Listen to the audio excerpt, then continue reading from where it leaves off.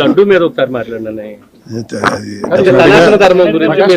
రోజు ప్రతి వచ్చి మాట్లాడతారని చెప్పి ప్రతి దానికి సమాధానం చెప్తారు.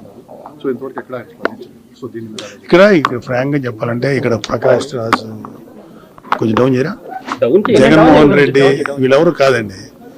సో మొన్న కళ్యాణ్ బాబు గారు మాట్లాడిన దాంట్లో కూడా ఇవాళ సనాతన ధర్మం దానిలో గాడ్ అనేది ఒక భాగం.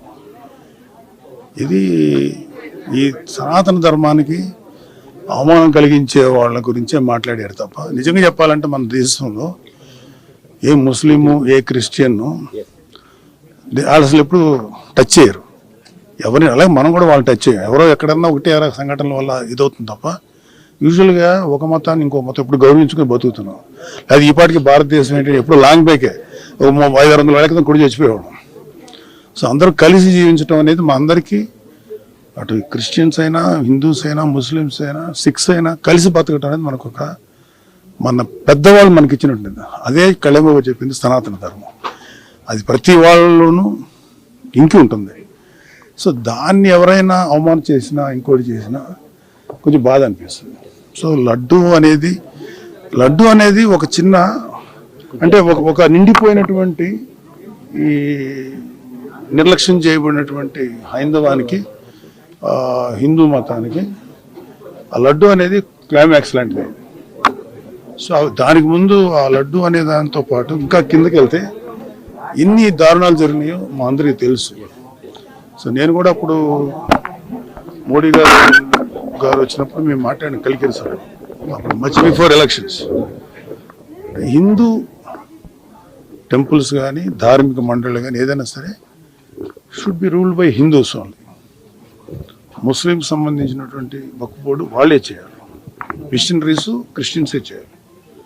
కానీ మనకేంటంటే బికాజ్ ఆఫ్ గవర్నమెంట్ ఎవరైతే అధికారులు ఉన్నారో వాళ్ళు చేసేటువంటి నిర్ణయాల వల్ల కోట్లాది మంది హిందువులు అఫెండ్ అవుతున్నారు. అదే కళ్యాణ్ బాబు గారి బాధ. సో దాని మీద ఆయన వెలుగొచ్చారు. ఇక్కడ ప్రకాష్ రాజా జగన్మోహన్ రెడ్డి కాదు, it's a question of pseudo secularism. హిందువుల్లోనే ఉన్నటువంటి సూడో సెక్యులర్ మీద మేము అంటే కళ్యాణ్ బాబు గారు మాట్లాడారు. రియల్ సెక్యులర్ ఎవరంటే పవన్ కళ్యాణ్ గారు. లేకపోతే ఆయన అన్ని మతాలతోటి సఖ్యంగా సయోధ్యగా ఉంటారు, మదర్సాస్కి సపోర్ట్ ఇచ్చారు, వైజాగ్ క్రిస్టియన్ మిషనరీస్ సంబంధించినటువంటి ల్యాండ్ విషయంలో పోరాడారు, హిందూ ధర్మాన్ని గురించి పోరాడారు. సో ఆయన ఎవరైనా ఇట్లాంటి వాళ్ళు ఎవరన్నా ఈ కైండ్ ఆఫ్ పీపుల్ చేస్తే వీ డోంట్ కేర్. అది కాదు, మాకు కావాల్సింది ద రిలీజన్ అండ్ ధర్మం ప్రొటెక్ట్ కావాలని అంతే. అంతకంటే జనరల్ ఎలక్షన్స్ మా ఎలక్షన్స్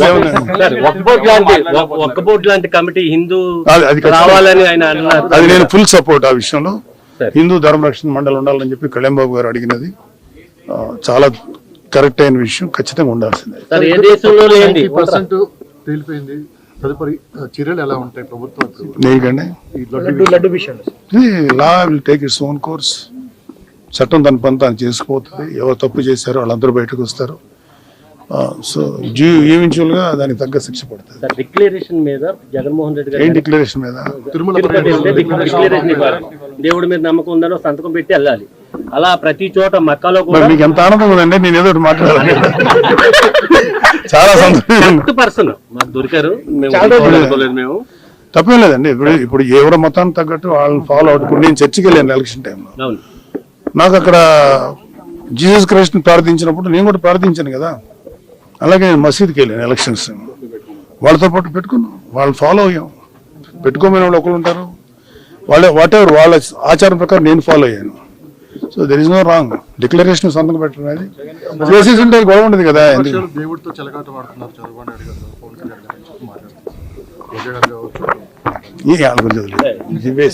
గారు.